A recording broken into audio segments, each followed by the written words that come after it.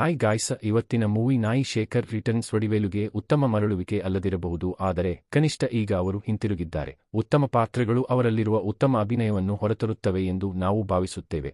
ನಾಯಿ Shekhar returns movie review.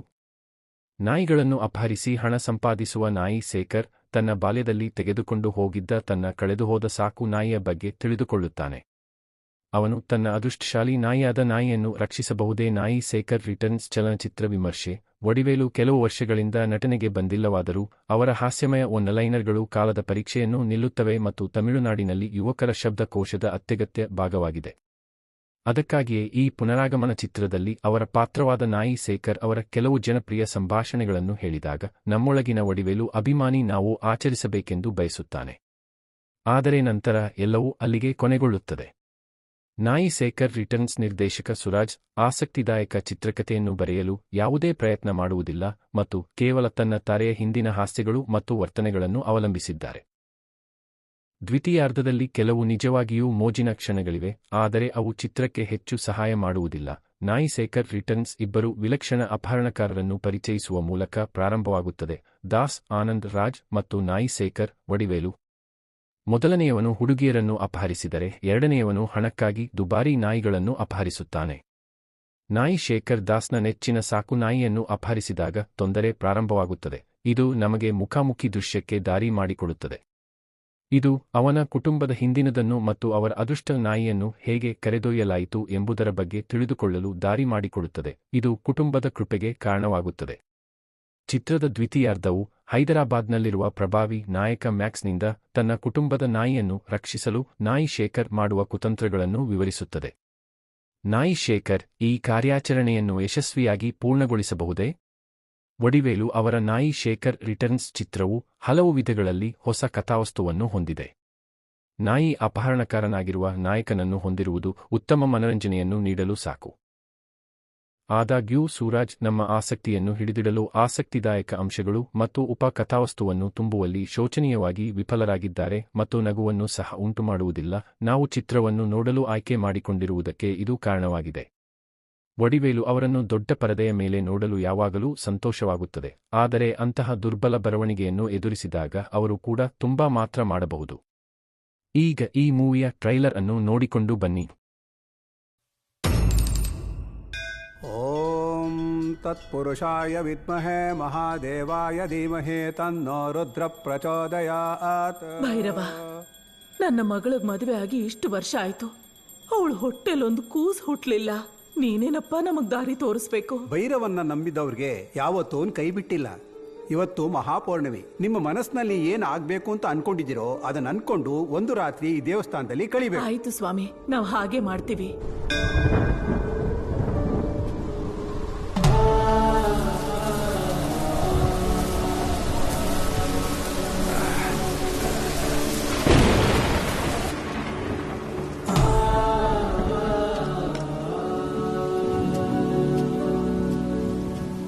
ಸ್ವಾಮಿ, ತುಂಬಾ ದೂರದಿಂದ ನಡ್ಕೊಂಡು ಬಂದು ಸುಸ್ತಾಗಿದ್ದೀರಾ ಅನ್ಸುತ್ತೆ. ದೇವರ ಪ್ರಸಾದ ತಿನ್ನಿ ಸ್ವಾಮಿ.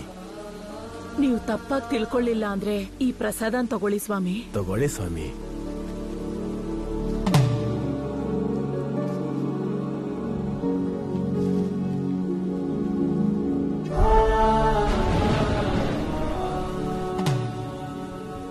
ನನ್ನ ಮನಸ್ಸಿಗೂ ಸಂತೋಷ ಆಯ್ತು, ಹಾಗೆ ಹೊಟ್ಟೆನೂ ತುಂಬಿತು.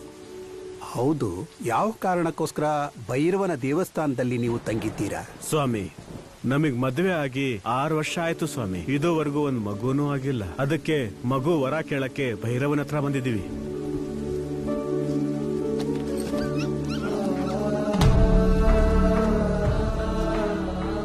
ಇದನ್ನು ತಗೊಳ್ಳಿ. ಮಗುನ್ ದಯಪಾಲಿಸಿ ಅಂತ ಕೇಳ್ಕೊಂಡ್ರೆ ನೀವು ನಾಯಿ ಮರಿ ಕೊಡ್ತಿದ್ದೀರಲ್ಲ ಸ್ವಾಮಿ. ನೀವ್ ಅನ್ಕೊಂಡ್ರ ಹಾಗೆ ಇದು ಸಾಧಾರಣವಾದ ನಾಯಿ ಮರಿ ಅಲ್ಲ. ಭೈರವನ ದೇವಸ್ಥಾನದಲ್ಲಿ ಚಿತ್ರಾ ಪೌರ್ಣಮಿ ದಿನ ಬ್ರಹ್ಮ ಮುಹೂರ್ತದಲ್ಲಿ ಹುಟ್ಟಿರುವಂತ ಅಪರೂಪವಾದ ಜೀವ ಇದು. ಈ ಜೀವ ಇರುವಂತ ಜಾಗದಲ್ಲಿ ಸಕಲ ಐಶ್ವರ್ಯ, ಸಂತೋಷ ಸದಾ ಕಾಲ ತುಂಬಿರತ್ತೆ. ಎಲ್ಲಾ ನಾಯಿಗಳ ತರ ಇದು ಬಹಳ ಕಾಲ ಬದುಕಿರೋದಿಲ್ಲ. ಈ ನಾಯಿ ವಂಶ ಎಷ್ಟು ಬೆಳೀತಾ ಹೋಗುತ್ತೋ ಇದನ್ನ ಸಾಕಿದವರ ವಂಶ ಕೂಡ ಬೆಳೀತಾ ಹೋಗುತ್ತೆ. ಅದಕ್ಕೆ ಇದನ್ನ ನಿಮಗ್ ಕೊಡ್ಬೇಕು ಅನಿಸ್ತಿದೆ. ತಗೊಳ್ಳಿ, ಇದನ್ನ ತಗೊಳ್ಳಿ. ನಿಮ್ಮ ಆಶೀರ್ವಾದ ಸ್ವಾಮಿ. ಬಾ. ಯೋ ನಟರಾಜು, ಏನಪ್ಪ ಹೋಗಿದ್ದೆ? ಬ್ಯಾಂಕ್ ಮ್ಯಾನೇಜರ್ ನಿನ್ನ ಬರಕ್ ಹೇಳ್ತಾ ಇದ್ರು. ಹೌದಾ ಅತ್ತೆ, ನೀವು ಒಳಗಡೆ ಹೋಗಿ ನಾನು ಏನಂತ ನೋಡ್ಕೊಂಡ್ ಬರ್ತೀನಿ. ಹೂನಪ್ಪ. ಭೈರವ ಮನೆ ಒಳಗ್ ಹೋಗಣ್ವಾ? ಸರೋಜಿನಿ, ಏನಮ್ಮ, ಏನಾಯ್ತು?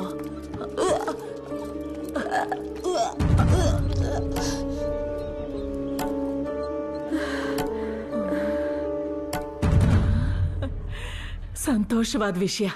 ನಾವು ಭೈರವನ ಹತ್ರ ಬೇಡ್ಕೊಂಡಿದ್ದನ್ನ ಅವನ್ ಕರುಣಿಸ್ಬಿಟ್ಟ. ಈ ಮನೆಗ್ ವಾರಸ್ದಾರ ಬರ್ತಿದ್ದಾನೆ.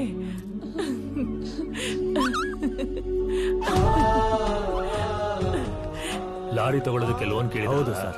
ಈ ಪೇಪರ್ಸ್ಗೆ ಸೈನ್ ಮಾಡಿ. ತಗೊಳ್ಳಿ. ತುಂಬಾ ಸಂತೋಷ ಸರ್.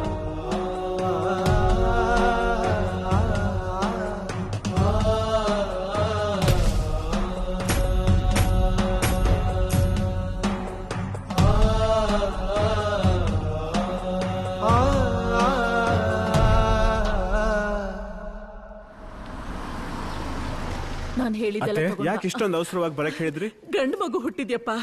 ನನಗ್ ಮೊಮ್ಮಗ ಹುಟ್ಟಿದಾನೆ. ಎಲ್ಲಿದ್ದಾಳೆ ಸರೋಜಿನಿ? ಮೇಲ್ ಕೋಣೆಯಲ್ಲಿದ್ದಾಳೆ.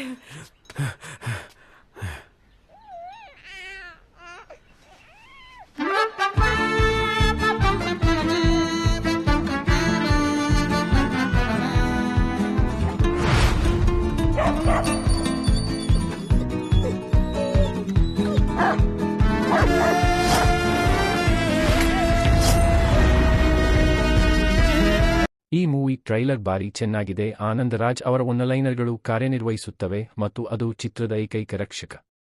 ವಡಿವೇಲು ಅವರ ಸಂಯೋಜನೆಯ ದೃಶ್ಯಗಳು ಮೋಜಿನ ಮತ್ತು ಗಮನಿಸಬೇಕಾದ ವಿಷಯವಾಗಿದೆ. ಶಿವಾನಿ ನಾರಾಯಣನ್ ಮ್ಯಾಕ್ಸ್ ಅವರ ಸಹೋದರಿಯಾಗಿ ನಟಿಸಿದ್ದಾರೆ ಮತ್ತು ಪಾತ್ರಕ್ಕೆ ನ್ಯಾಯ ಒದಗಿಸಿದ್ದಾರೆ ಮತ್ತು ಅವರ ಪಾತ್ರದಿಂದ ನಿರೀಕ್ಷಿಸಿದ್ದನ್ನು ತಲುಪಿಸಿದ್ದಾರೆ. ಆದರೆ ಬರವಣಿಗೆ ಉತ್ತಮವಾಗಿದ್ದರೆ ಅದು ಚಿತ್ರಕಥೆಗೆ ಸ್ವಲ್ಪ ಅರ್ಥವನ್ನು ನೀಡುತ್ತಿತ್ತು. ಶಿವಾಂಗಿ ಸ್ವಲ್ಪ ಸಮಯದವರೆಗೆ ಮಾತ್ರ ಕಾಣಿಸಿಕೊಳ್ಳುತ್ತಾರೆ ಮತ್ತು ಅವರಿಗೆ ನಟಿಸಲು ಅವಕಾಶವಿಲ್ಲ. ರೆಡಿನ್ ಕಿಂಗ್ಸ್ಲಿ ಕೇವಲ ಜೋರಾಗಿ ಮಾತನಾಡುವ ತನ್ನ ಹಾಸ್ಯ ಪ್ರವೃತ್ತಿಗಳನ್ನು ಪುನರಾವರ್ತಿಸುವ ಬದಲು ತನ್ನ ಹಾಸ್ಯದ ಸಮಯದ ಮೇಲೆ ಕೇಂದ್ರೀಕರಿಸಬಹುದಿತ್ತು. ಸಂತೋಷ್ ನಾರಾಯಣನ್ ಅವರ ವಿಲಕ್ಷಣ ಹಾಡುಗಳು ಮತ್ತು ಹಿನ್ನೆಲೆ ಸಂಗೀತವು ಕೆಲವು ಸನ್ನಿವೇಶಗಳನ್ನು ಹೆಚ್ಚಿಸಲು ಸಹಾಯ ಮಾಡುತ್ತದೆ, ಆದರೆ ಇಲ್ಲದಿದ್ದರೆ ಚಿತ್ರದ ತಾಂತ್ರಿಕ ಅಂಶಗಳು ಕಟ್ಟುನಿಟ್ಟಾಗಿ ಸರಾಸರಿಯಾಗಿವೆ. ನಾಯಿ ಶೇಖರ್ ರಿಟರ್ನ್ಸ್ ವಡಿವೇಲುಗೆ ಅತ್ಯುತ್ತಮ ಲಾಭವಾಗದಿರಬಹುದು, ಆದರೆ ಕನಿಷ್ಠ ಈಗ ಅವರು ಹಿಂತಿರುಗಿದ್ದಾರೆ ಎಂದು ಸಂತೋಷಪಡೋಣ ಮತ್ತು ಉತ್ತಮ ಪಾತ್ರಗಳು ಅವರಲ್ಲಿರುವ ಅದ್ಭುತ ನಟನನ್ನು ಹೊರತರಲಿ ಎಂದು ಆಶಿಸೋಣ. ವಡಿವೇಲು ಅವರ ನಾಯಿ ಶೇಖರ್ ರಿಟರ್ನ್ಸ್ ಶೀಘ್ರದಲ್ಲೇ ಆಚೆಯ ಪ್ರಥಮ ಪ್ರದರ್ಶನವಾಗಲಿದೆ. ಇಂತಹ ಮೂವಿಗಾಗಿ ಈಗಲೇ ಸಬ್ಸ್ಕ್ರೈಬ್ ಮಾಡಿ.